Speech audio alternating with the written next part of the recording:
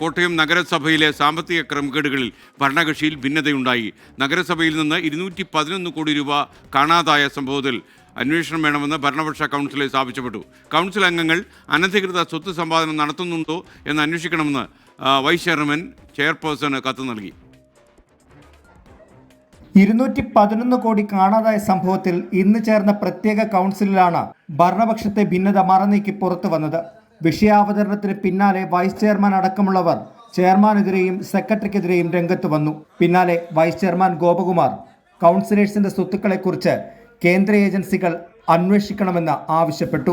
2020-25 കാലത്തേക്ക് തെരഞ്ഞെടുക്കപ്പെട്ടുള്ള കൗൺസിൽ അംഗങ്ങൾ ലോകായുക്തയിൽ സമർപ്പിച്ചിട്ടുള്ള ആസ്തി വിവരങ്ങളും അടക്കം ആരെങ്കിലും അനധികൃത സ്വത്ത് സമ്പാദനം നടത്തിയിട്ടുണ്ടോ എന്നത് സംബന്ധിച്ച് കേന്ദ്ര അന്വേഷണ ഏജൻസികളായ ED, CBI ഏതെങ്കിലും ഒരു ഏജൻസി അന്വേഷിച്ച് നിജസ്ഥിതി പുറത്തു കൊണ്ടുവരണമെന്ന് താല്പര്യപ്പെടുകയാണ്.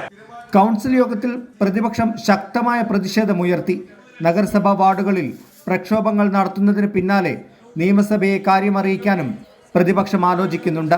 2,11,81,417 രൂപയുടെ ഓഡിറ്റ് റിപ്പോർട്ടിലൂടെ ക്രമക്കേട് കണ്ടെത്തിയിരിക്കുന്നു.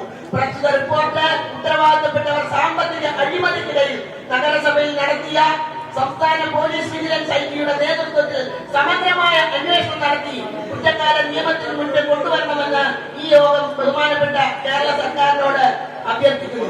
211 കോടിയുടെ ക്രമക്കേടുകൾ സംബന്ധിച്ച് ഇന്റേണൽ വിജിലൻസ് റിപ്പോർട്ട് കൗൺസിലേഴ്സിന് കൈമാറി. കാര്യക്ഷമതയുള്ള ഉദ്യോഗസ്ഥർ ഉണ്ടെങ്കിൽ മാത്രമേ പരിശോധന നടത്താൻ സാധിക്കൂ എന്ന് സെക്രട്ടറി വിശദീകരണവും നൽകി. 24 കോട്ടയം.